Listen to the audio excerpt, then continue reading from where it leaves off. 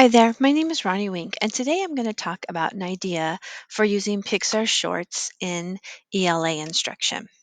When my kids were little, we used to love the little short films that were featured before Disney and Pixar films. Little did I know that these films could actually help me teach comprehension skills in my classroom. So, what are Pixar shorts?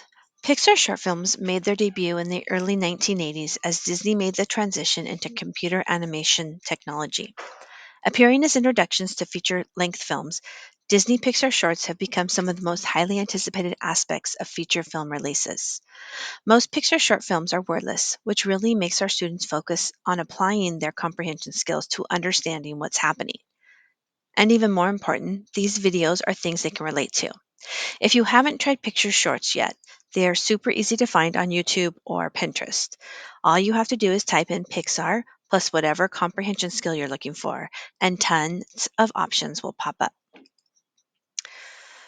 So, why use Pixar Shorts? Think of it this way. If you were a football coach, would you throw your players into a scrimmage on the first day of practice? Or would you run drills first to practice tackling, etc., before playing against an opponent? Well, you most would definitely run individual drills first. Non text activities using Pixar Shorts follow the same concept. Using Pixar Shorts with activities that practice a comprehension skill that do not involve a book can be very, very powerful to practice the skills before applying them to actual text. These short films are engaging, innovative, funny, and can be surprising, but always to the point. They can be used in several ways in your lessons. They can be a lesson starter, an introduction to a new topic, a discussion starter, or just a way to add some variation to your classes. Albert Einstein said, "One picture is worth 1,000 words." These short films are excellent tools to use in an ELA instruction because they are a concise platform for targeting literary analysis through literary devices in the form of visual text. Are you ready for some examples? All examples shown here have resources linked in the slides, so be sure to check that out. Let's start with the skill of sequencing. You can do this with any of the Pixar short films. After watching the film with your students, make sure you take some snips from the films and have the students practice sequencing the story in order. Here is an example using the Pixar short Partly Cloudy. Here you see snips from the actual video that the students could then place in order. While this example would be appropriate for primary grades, you could increase the complexity by writing descriptions for older students and having the students sequence the story. Or have the students write the descriptions and sequence the story. This can be adapted to really any grade level. Let's talk about cause and effect. Most of the Pixar shorts depict cause and effect situations in simple, understandable scenarios. Since this skill is oftentimes difficult for students to conceptualize when reading stories, this is a particularly great skill to practice outside of reading first in order to master the concept before applying it to reading. Let's use the Pixar short For the Birds for our cause and effect example. This example would be appropriate to use in second or third grade classes with pre-created sentences to practice cause and effect. You could also scaffold it for younger students by just using pictures. Alternatively, for your older students, you can have a blank sheet like this where students have to actually write the causes and effects on their own for the shorts.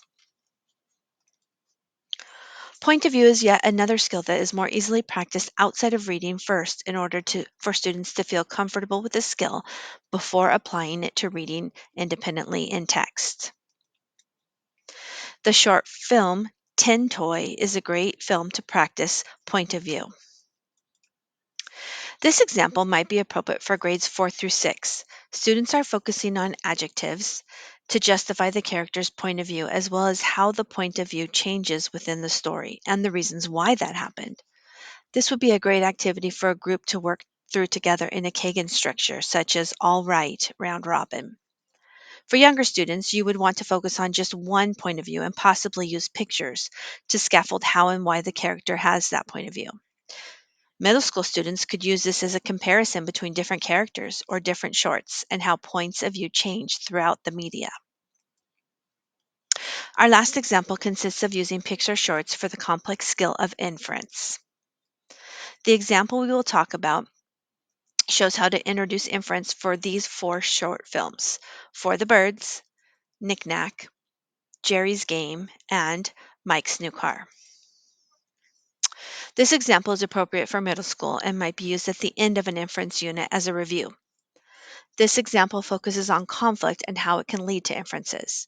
This would also be a great example to use in group work for students to work together to complete.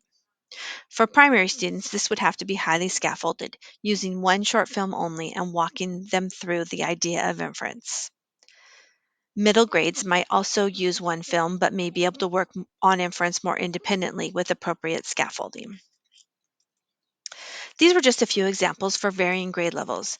There really are so many more skills that Pixar shorts can be used to teach. Here is one resource that gives you some ideas for different uses for Pixar shorts. But that's not all. Pixar shorts are a great way to focus on SEL ideas since they inevitably tug on our heartstrings as we watch them. One example is with the short Lou Lost and Found. This is a story about bullying on the playground and how giving can be more rewarding than taking away. The slides that are linked here facilitate questioning and discussions in the classroom surrounding ideas from this film during SEL instruction. The example listed are just a small dip into the world of using Pixar shorts in the classroom. If you're interested in using these ideas, feel free to use the free resources attached. You can also do a search for any other activities aligned to Pixar shorts.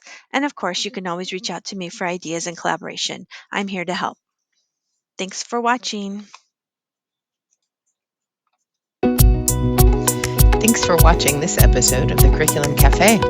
Click like and subscribe to join the cafe for more classroom tips from the TOA team.